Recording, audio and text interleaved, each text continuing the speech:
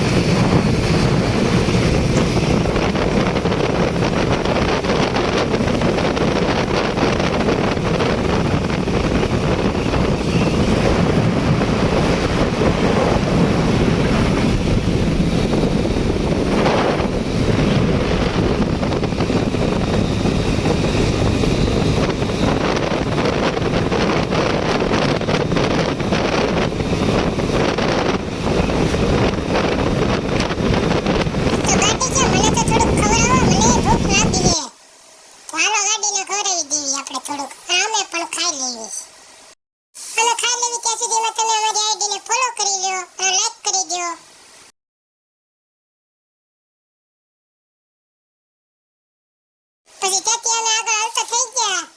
જોકે વરસાદ ક્યાં આવ્યો નથી એટલે વાંધો નથી આવ્યો.